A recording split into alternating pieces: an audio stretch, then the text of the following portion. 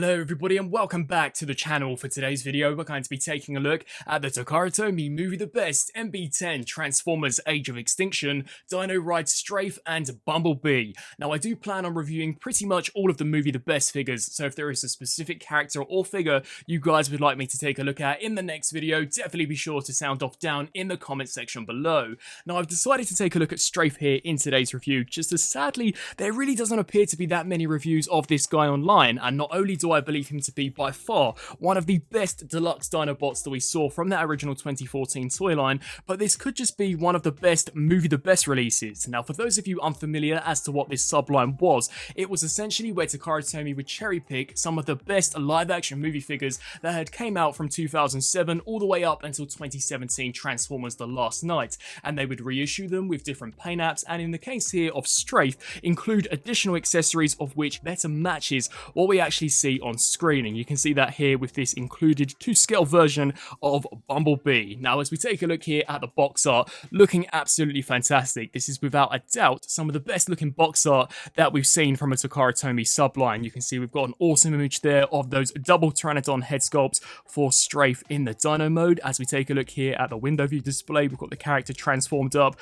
with Bumblebee. As we flip here to the top, we've got a really cool screen cap of Bumblebee from Transformers 4, and the same can also be said here along the side. You can see it's almost like a film reel, so we've got some screen caps of B actually riding with Strafe, Prime on Grimlock, and I'm not entirely sure as to what this particular image is from, but as we take a look here at the side, you can see we've got some screen caps all the way from the 2007 movie up until 2014, just as I believe this guy came out slightly before Transformers The Last Night, albeit on some of the later figures they would in fact actually modify this to include the Transformers 5 text, which I'll showcase probably in my Jetfire review. And then as we take a look here at the back, some really cool product shots of B riding on the back of Strafe, as well as him fully transformed up there in the robot mode, and you can once again see some really cool stills from those Transformers live action movies. So with all that being said, let's actually crack open Strafe and see whether or not he is one of the Movie the Best figures that Toyotomi have in fact ever put out.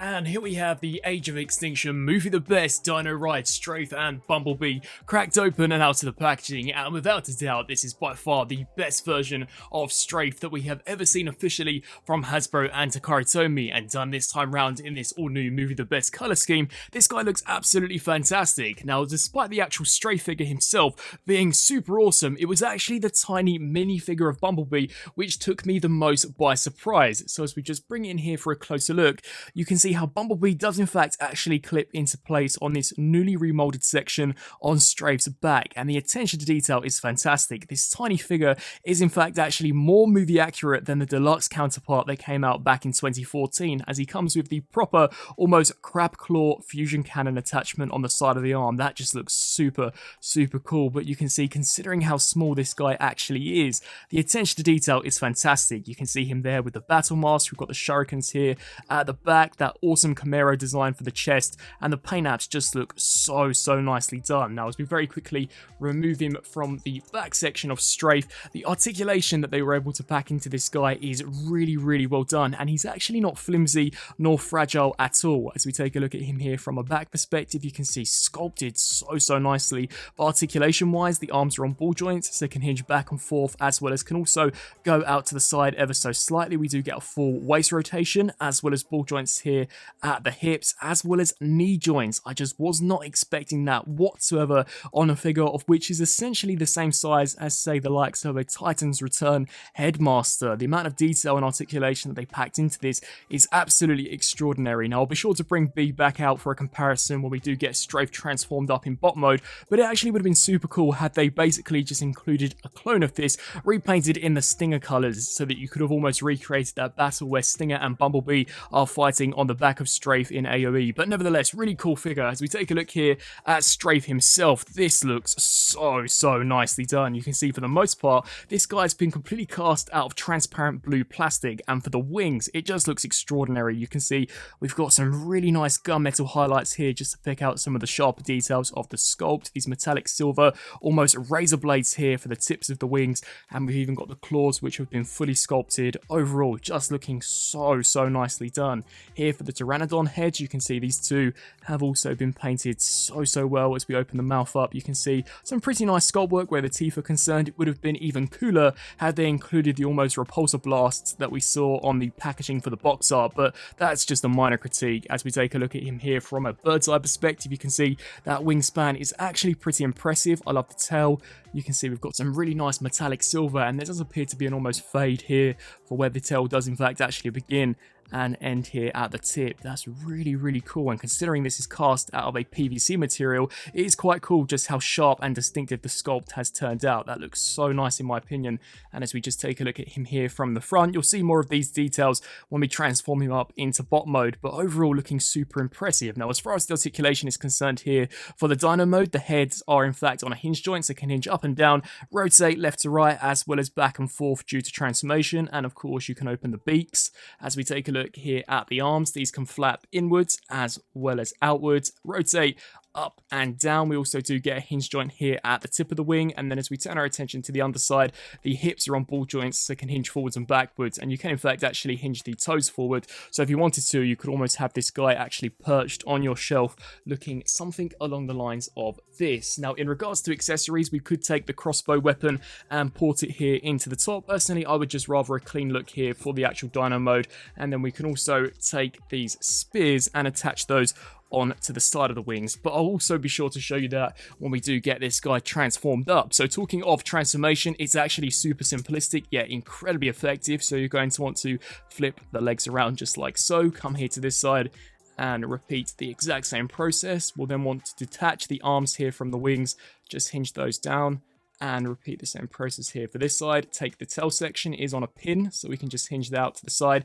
Now depending on your preference, you can still have the wings flared out like this, or if you wish for them to be slightly more compressed, we can basically just create an almost neat cape here on the back. So something along the lines of this. You will want to make sure that there is enough clearance for the tail to in fact actually poke through, otherwise it may in fact actually obstruct you from getting this guy standing. But we'll then want to take the Pteranodon heads, hinge those here to the sides, fold up this robot mode sculpt, which is actually really stiff, and then just collapse these heads here along the side, and there we have the DINORIDE Age of Extinction Strafe fully transformed up into his pretty awesome looking robot mode. And for a figure of which originally came out back in 2014, upon comparing this to some of the official concept art, this guy came incredibly close to what was actually seen on screen, so I could only imagine how awesome he would look if he were to be put in the leader class for the Transformers Studio Series lineup. But as we bring this guy in here for a closer look, you can see the paintwork is actually super awesome. Now here for the head is merely just this gunmetal darker grey used for the head sculpt, but overall I don't think it looks too bad at all. You can see we've got a nice metallic blue visor. Michael Bay did go for an almost night mode teeth when he did indeed actually put forward the design here for the Dinobots, and for the most part I think it turned out pretty nicely. Of course it would have been super cool had they directly given homage to how they appeared in G1, but I guess that just wouldn't have fit the aesthetic that Bay was going for in general. But you can see I love the way the Pteranodon heads do in fact actually store away on the side of the torso, very accurate to what we see in the movie. We've even got an Autobot insignia slap bang there on the side, and the sculpt work actually looks really impressive. Here for the arms, I think these for the most part have turned out really nicely. A critique that I have in regards to articulation would be that if you were to rotate these the proper way, it will reveal a really ugly hollow space, and sadly the wrist is unable to in fact actually be rotated inwards, meaning that he kind of has constant gorilla arms, which to be honest, considering that I'm more than likely going to be displaying this guy in the Pteranodon mode, isn't a massive gripe of mine. But this is definitely something that I personally would like to see reworked if this guy was ever to get a Studio Series version. You can see the thighs look cool, albeit are at a slight weird angle, which is a little peculiar, but the shape here of the knees as well as the legs I think for the most part has turned out really nicely done. Now as far as articulation goes, the head here is on a ball joint, so it can look up and down, albeit is slightly limited, which is a shame. It can tilt side to side, rotate left to right, incredibly stiff however, and here the heads can hinge out of the way to allow for the shoulders to rotate the full 360 out to the sides, rotation at the bicep, as well as an actual curl here for the elbow. Sadly, whilst the wrists don't rotate the full 360, they can hinge up and down, which is pretty cool for some poses which I'll showcase in just a second. But in terms of the actual design of this, I am not loving what I'm seeing at all. And we do get a waist rotation, which is really awesome. The legs can kick forwards that far, out to the sides. They could probably kick back if you do decide to split the wings out something along the lines of this. So yep, they can definitely kick back. Rotation there at the thigh, 90 there at the knee, as well as finally a thigh rotation, and sadly nothing where the ankles are concerned. So overall, in terms of robot mode, whilst it may not look as great as the actual Pteranodon mode in my opinion, I still don't think that it looks too bad at all. And as mentioned previously, when actually comparing it to the official concept art, this came incredibly close. Now as we bring Bumblebee back in here, you can see in terms of scale, I actually think this is near enough spot on to what we would have actually seen had Bee and Strafe been paired alongside one another in their robot modes. Of course, it was just Bee riding on the back of Strafe, and whilst that does appear to be very accurate, we really only see Optimus actually kind of go toe-to-toe with the Dinobots in their bot modes, and I think this is more or less the scale that we would have seen had Bumblebee been there. But in terms of accessories, as mentioned previously, we get this really awesome looking crossbow. This is in fact actually utilizing an almost friction pushing mechanism, so if you do basically take this section and push on this back piece, it will cause the missile to fire forwards. Now granted, it doesn't fire as far as it would had it been on a spring-loaded mechanism, but still, I think it does the job, and it does the job pretty decently. Now we can in fact actually combine these weapons to resemble the concept art. So here on the underside, you'll notice that we've got two pegs here and here, that if we take these swords, we can just snap those there, just like so, and create this crossbow with what can only be described as almost bayonets attached onto the underside. And of course, Strafe can hold this here with absolute ease. And as mentioned previously, if we take one of these swords and peg it into the hand, I love the fact that the articulation does allow you to have these at a slight angle, as it would appear had he actually used these on screen. But with this, of course, comes the sacrifice of a proper wrist rotation. So overall, I don't think that this in fact actually justifies that lack of proper wrist rotation. Now, as far as size comparisons go, of course, the comparison that I'm almost certain all of you guys want to see is how does this Movie the Best Strafe actually compare alongside the Studio Series Grimlock, and here